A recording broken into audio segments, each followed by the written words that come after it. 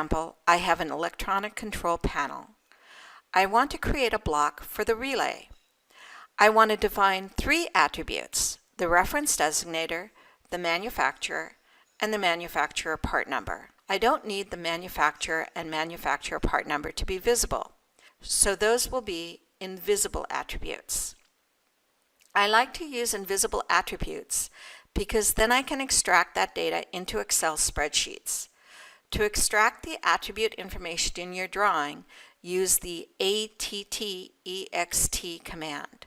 I want to convert the relay geometry into a block along with the attributes. I start by defining the attributes.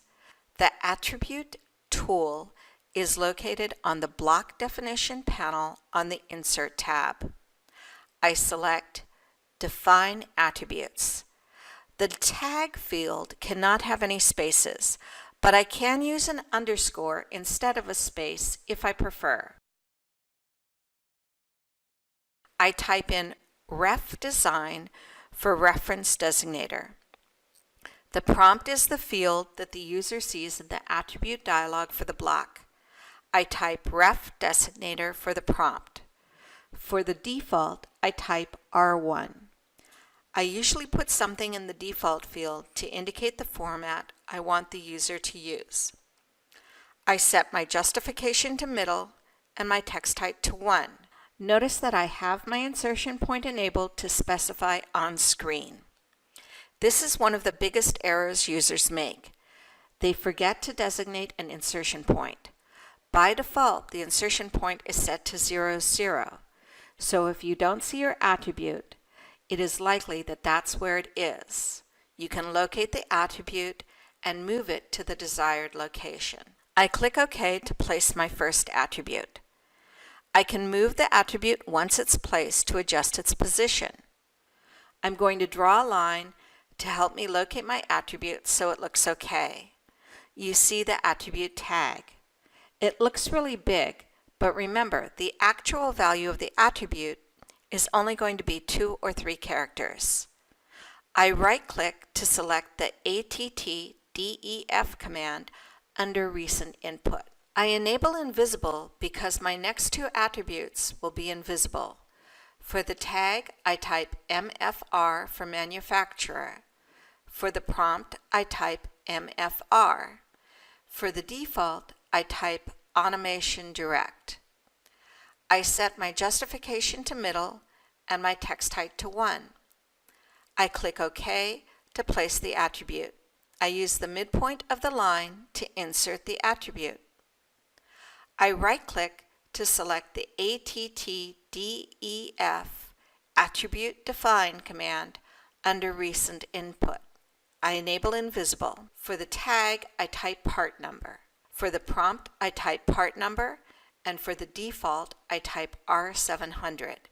I set my justification to middle and my text type to 1. I click OK to place the attribute. I use the endpoint of the line to insert the attribute. I erase the line. It's time to create the block. This is going to be a global block. That means it will be written to an external file, which can be placed on a server or emailed. I go to the block definition panel of the Insert tab. I select Write Block. I select the base point for the block. This is the insertion point to be used for the block. This is another common error users make. If you don't specify a base point, by default, the base point will be set to 0, 0. This means the block geometry can be located far away from the insertion point. I use the middle point of the bottom of the relay as my insertion point. I want to select the objects that will be part of my block next. I can just window around everything that is part of the relay, including the attributes. I'm going to enable Convert to Block to convert the existing attributes and geometry into a block. I browse to where I want to save my block and give it a new name, Relay R700. I click Save. I always like to double check that the file name and path are correct before I click OK. I look over the dialog to verify that I have selected a base point, that I have objects selected, and that a file name and path are specified. Then I click OK. The attribute dialog comes up, and you can see the attributes listed as they were defined. Note that you don't see the part number or manufacturer information in the block.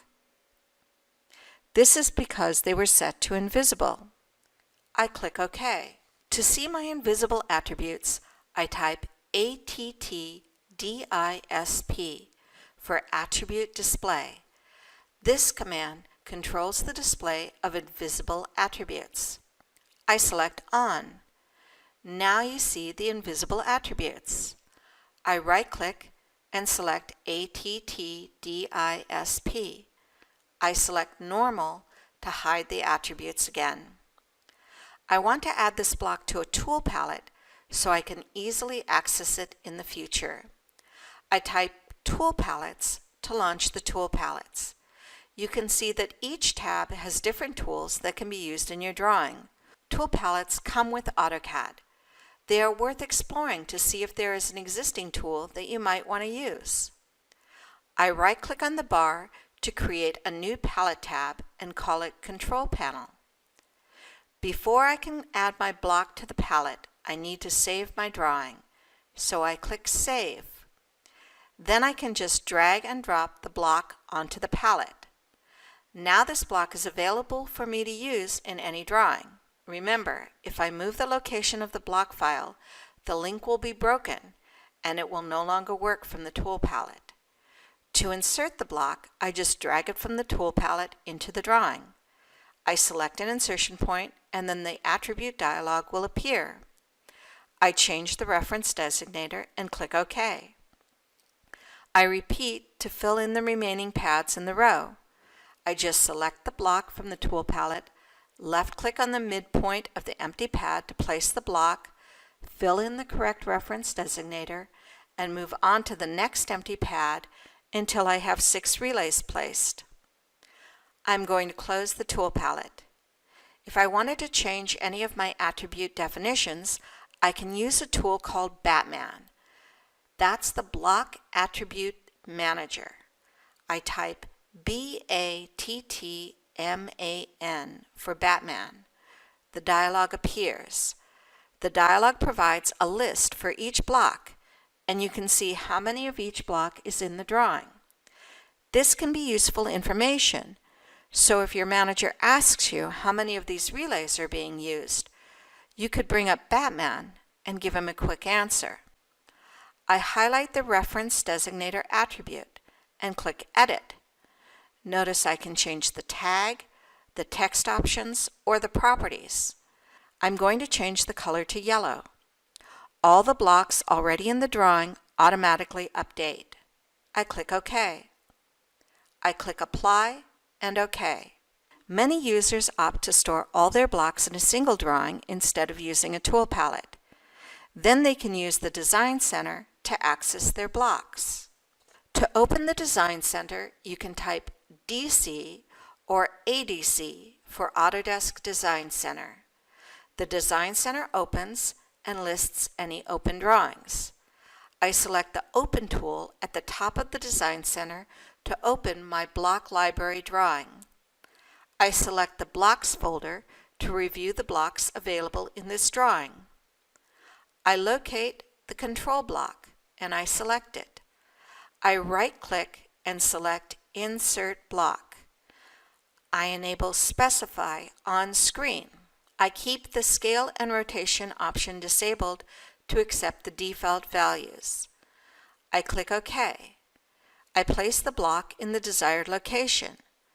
The attribute dialog appears. I accept the default value. I click OK. I close the Design Center. That was a whirlwind tour of blocks and attributes.